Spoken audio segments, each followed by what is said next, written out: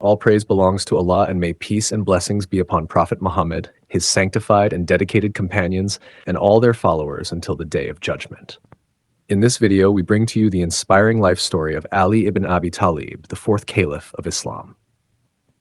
Ali ibn Abu Talib, the son of Abu Talib bin Abdul Muttalib, belonged to the most esteemed family of the Quraysh tribe, Banu Hashim.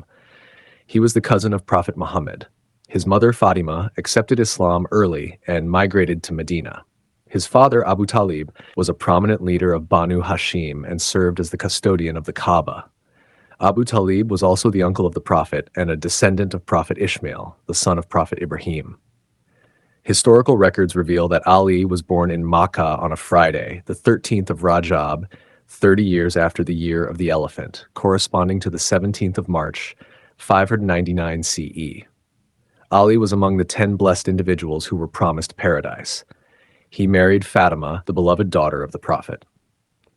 Ali was one of the earliest to accept Islam and became a distinguished scholar, a fearless warrior, a devout ascetic, and a gifted orator.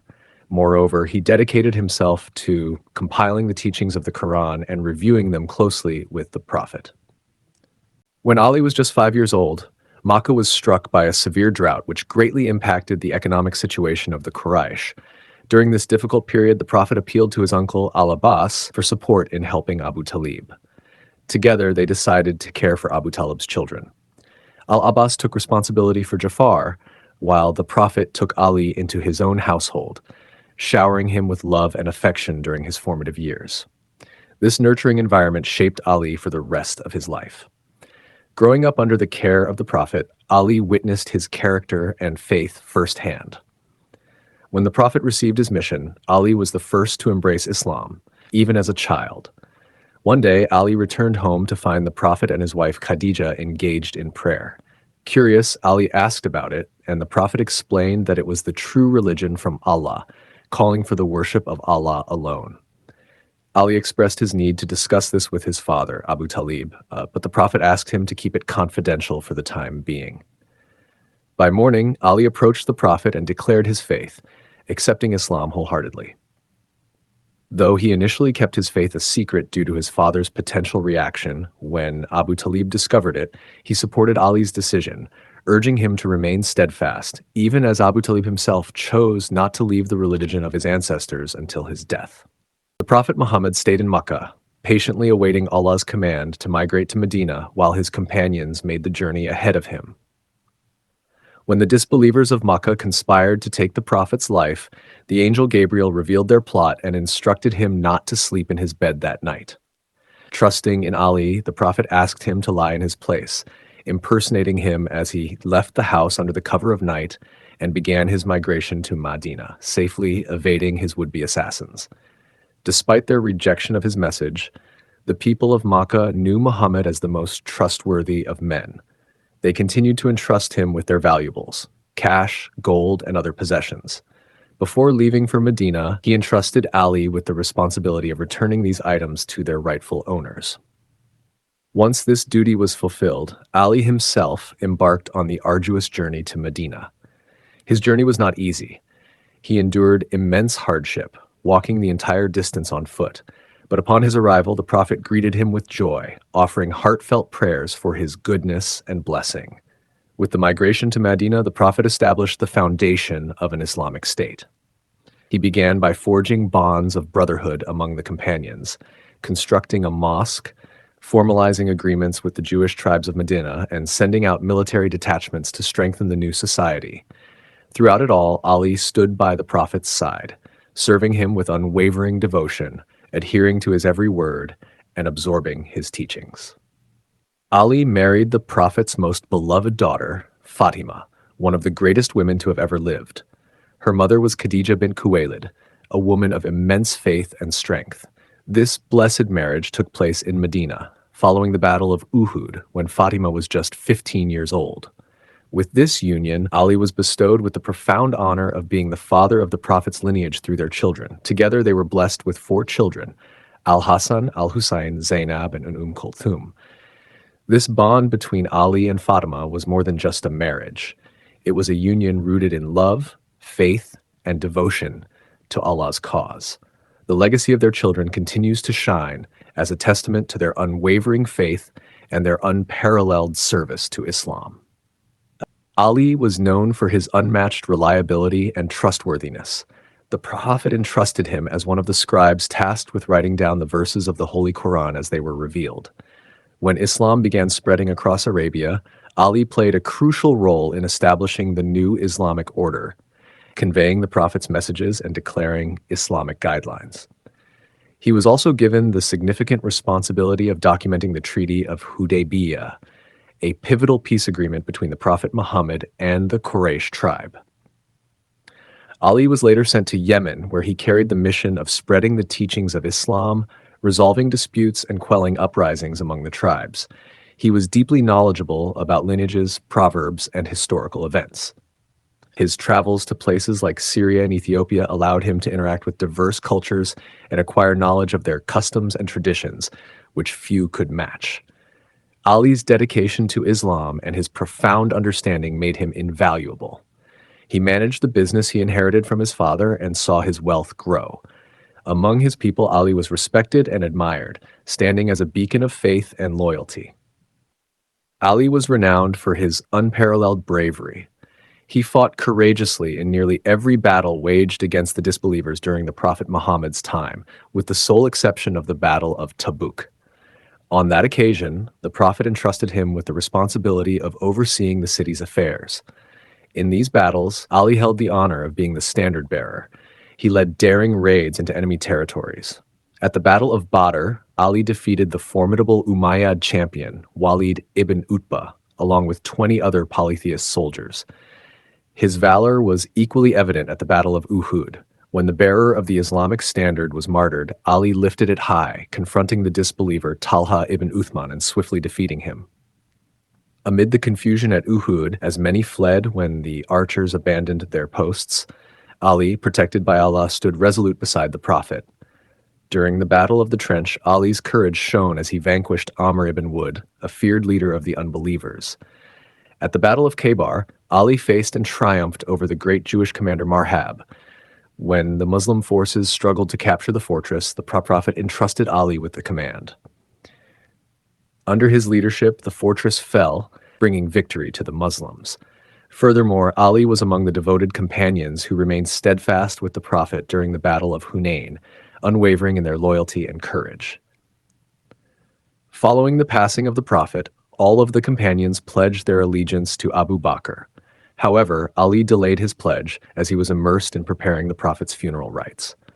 Furthermore, he had made a solemn vow that upon the Prophet's passing, he would devote himself solely to prayer until he completed compiling the Quran. Once this sacred duty was fulfilled, Ali gave his oath of loyalty to Abu Bakr and supported him throughout his caliphate. After completing Usama's expedition, Abu Bakr tasked Ali with leading a group of companions to safeguard the city's borders during those perilous times. Additionally, Abu Bakr sought Ali's counsel before engaging in battles against the apostates and confronting the Roman threat. Records indicate that Ali was also entrusted with serving as a judge during Abu Bakr's leadership. After the death of Abu Bakr, Umar ibn al-Khattab was elected as the second caliph. Ali pledged his allegiance to Umar and continued to serve as a trusted advisor. During Umar's caliphate, the Islamic army achieved remarkable conquests, defeating the Roman Empire in regions such as Syria, Egypt, and North Africa. Additionally, the Islamic army toppled the Persian Empire, extending their victories across Iraq, Persia, Khorasan, and reaching the borders of Turkey and India. Throughout these triumphs, Umar consistently sought the counsel of the wise companions of the Prophet, including Ali, for guidance on political matters. It is narrated that Ali advised Umar to establish the Hijra as the beginning of the Islamic calendar. Furthermore, it was Ali who recommended that Umar travel to Jerusalem to receive the Holy Mosque from the Romans, while entrusting him with leadership over Medina during his absence. Ali was also part of the electoral council formed by Umar to choose the third caliph, with Ali and Uthman emerging as the two major candidates. Uthman ibn Affan was elected as the third caliph. Ali pledged his allegiance to Uthman and stayed in Medina, offering his support unwaveringly. Ali played a significant role during the incitement to rebellion against Uthman. He stood by Uthman, offering advice and facing the opposition coming from provinces like Egypt and Iraq. They aimed to replace Uthman with Ali, but Ali resolutely rejected their demands.